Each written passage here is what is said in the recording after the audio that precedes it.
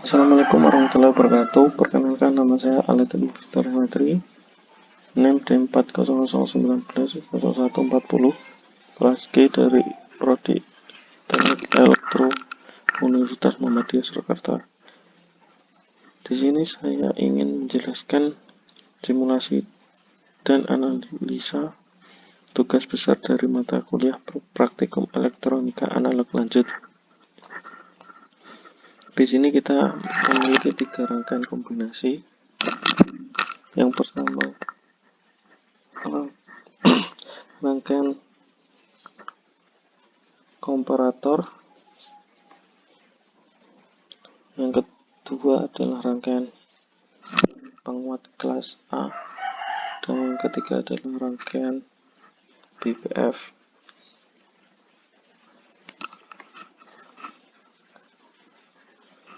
Kali ini saya akan menganalisa dari masing-masing rangkaian yang sudah ada. Yang pertama, dari rangkaian komparator. Komparator ini memiliki IC LM741,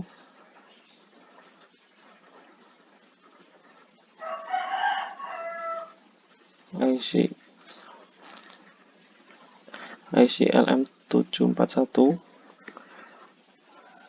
dan memiliki 3 pot.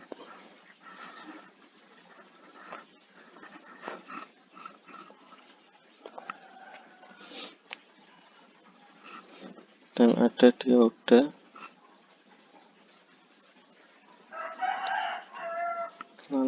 Lalu komparator itu sendiri berfungsi untuk membandingkan nilai dari keluaran masuknya. Jadi membandingkan potensio atau pot yang pertama ini dan yang kedua itu dengan penguat tegangan open loop open AMP. Dengan demikian output dari komparator menjadi saturasi atau mendekati nilai dari sumber tegangan yang sudah diberikan. Jadi nanti prinsipnya, jika tegangan P pertama positif itu lebih besar dari tegangan negatif, maka output yang dikeluarkan adalah tegangan saturasi positif. Namun jika tegangan positif lebih kecil daripada tegangan negatif, maka keluaran adalah negatif atau saturasi. Lalu jika tegangan positif sama dengan tegangan negatif, maka outputnya akan sama dengan tipe OP-AMP yang digunakan secara ideal. Idealnya tegangan positif sama dengan tegangan negatif, maka outputnya sama dengan 0 pot. Namun dalam prakteknya tegangan output itu tidak sama dengan 0, akibatnya adanya tegangan offset. Kemudian kita ke rangkaian yang kedua, yaitu rangkaian penguat kelas A. Rangkaian penguat kelas A ada transistor, kapasitor, resistor, dan sinyal generator. Sinyal generator ini berfungsi untuk membangkit sinyalnya. Lalu ada potensiometer. Potensiometer ini berlaku sebagai tegangan inputnya. Bisa dilihat dari ini menuju ke potensiometer. Kemudian kembali lagi ke penguat kelas A. Pada rangkaian penguat kelas A, resistor keempat dan resistor kedua ini berfungsi untuk menentukan arus bias basisnya yang ada di sini. garis beta ditentukan oleh konfigurasi resistor ketiga dan resistor ke-1. Seluruh sinyal keluarannya bekerja pada daerah aktif yang keluarannya sama dengan sinyal input, namun lebih dikuatkan lagi. Jadi di sini keluarannya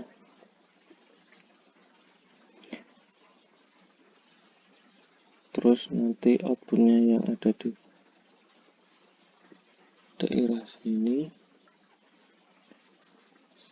itu akan lebih besar atau dikuatkan lagi. Kita lanjut untuk menentukan nilai dari tiap-tiap komponen, yaitu nilai dari nilai basisnya berapa, betanya berapa, arus kolektornya berapa, yang dimana untuk mengetahui itu kita harus mengetahui atau melihat dari dataset dulu.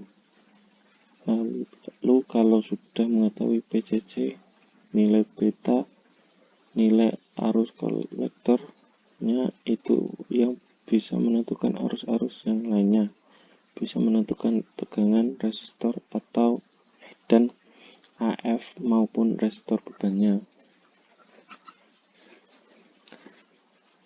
Selanjutnya kita ke rangkaian BPF. Ada resistor,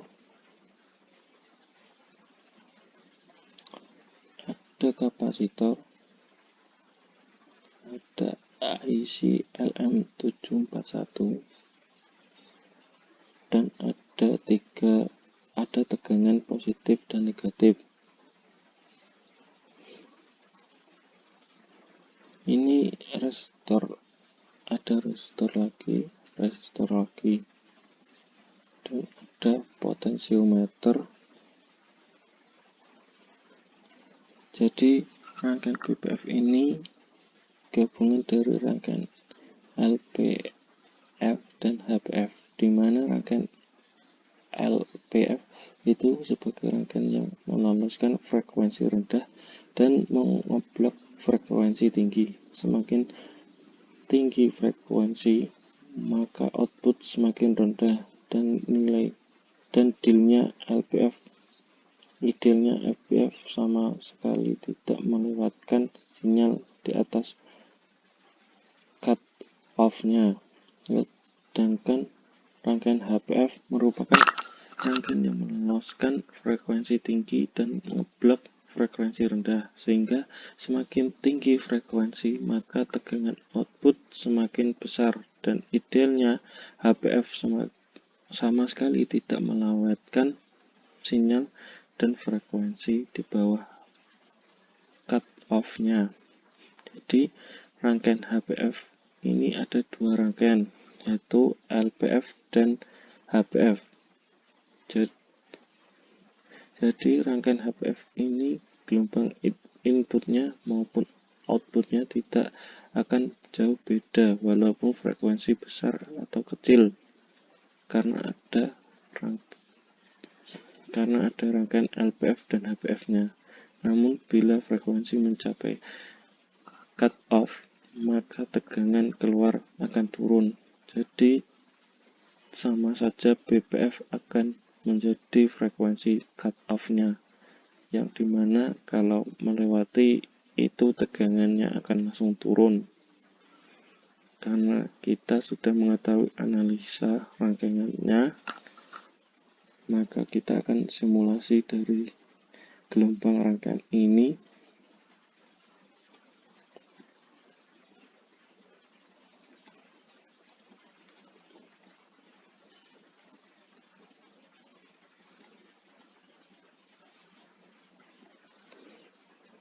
Rangkaian ini kita akan mulai dulu dan ini sudah muncul hasilnya.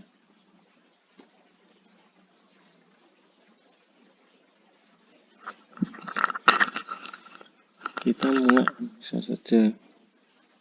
Yang pertama ada channel A. Channel A ini outputnya komparator, sebenarnya DC murni.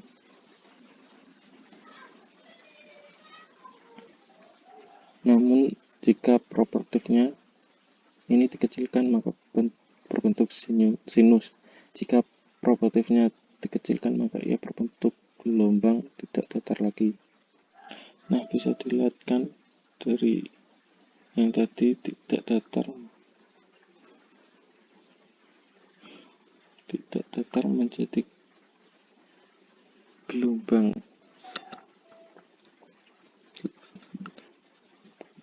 Kenapa bisa seperti ini? Karena dari outputnya channel A ini terhubung dari potensiometer ini dan dia juga terhubung ke rangkaian penguat kelas A. Jadi dari output channel A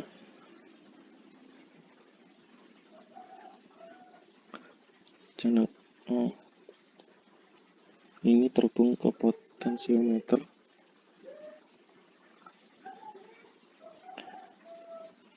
di mana potensiometer ini juga terhubung ke rangkaian penguat kelas A. Jadi dari nilai output channel A ini, output komparator mendapat kebocoran sinyal dari sinyal generator. Bisa dilihat dari ini DC voltmeter.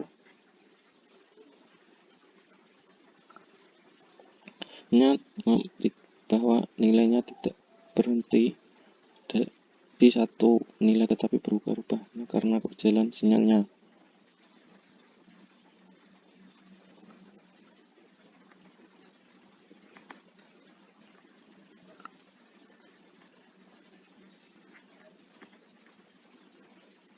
Kemudian ke penguat kelas A.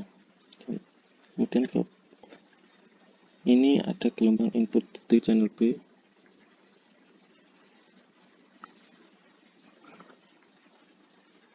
Dan gelombang outputnya di channel C.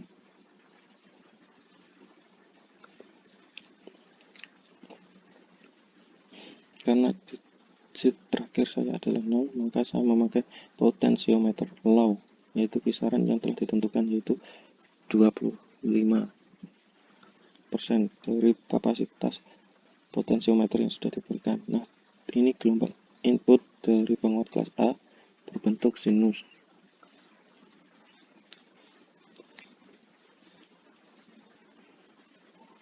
Penuh seperti ini, dan kemudian untuk outputnya berbentuk tidak sinus sempurna.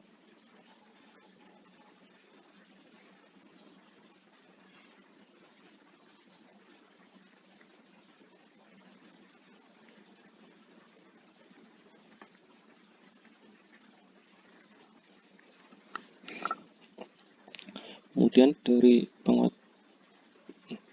ini, dari bagian atas ada sedikit dataran, kemudian melengkung terus sedikit,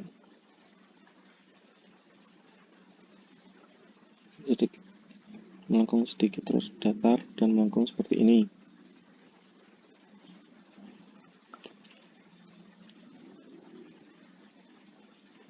Ini karena posisi potensiometernya low, memakai dan dalam kondisi low saja maka tegangannya berbentuk tidak sinus sempurna. Bisa dilihat seperti ini yang sudah menguatkan gelombangnya. Kita posisikan gelombang pada 2 mil.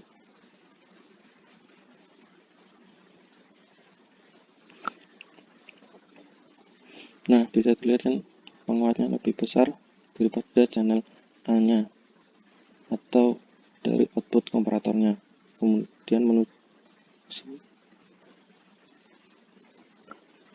menuju gelombang dari PFR, yaitu di channel D. Nah, ini juga tidak sinus sempurna.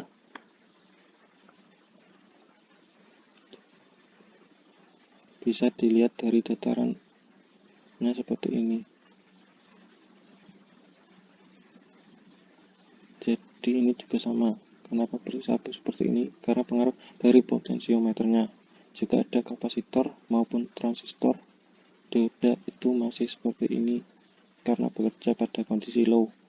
Nah, jadi sekarang ada pertanyaan, kenapa gelombang channel 4 atau channel D itu seperti ini? Jawabannya tergantung dari potensio yang digunakan. Karena saya menggunakan kondisi yang low, semua jadi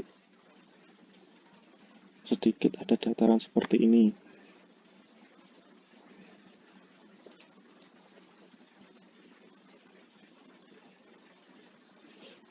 Nah, itu karena bekerja pada kondisi low, walaupun sudah ada filter aktif dan lain-lainnya.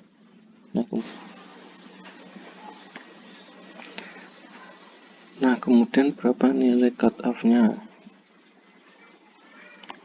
Nilai cutoff-nya adalah LPF 1 dibagi 2pi C1. C1 ini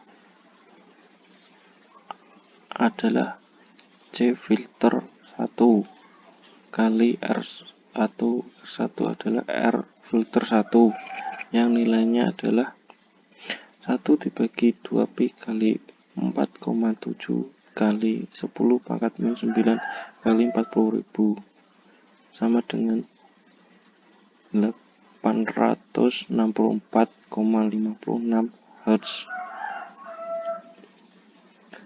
Dan untuk HPF-nya 1 bagi 2pi kali C filter 2 kali R filter 2, yaitu 1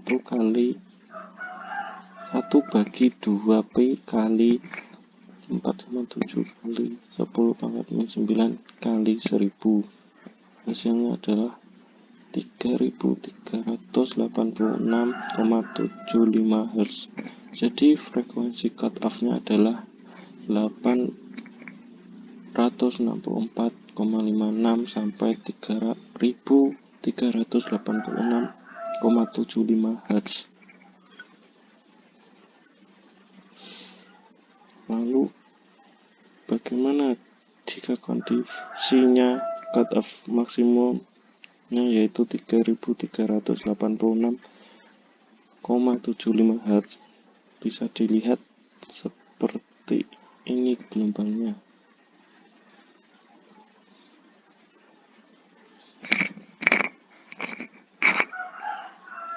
Penjelasan dari saya, kurang lebihnya mohon maaf. Wassalamualaikum warahmatullahi wabarakatuh.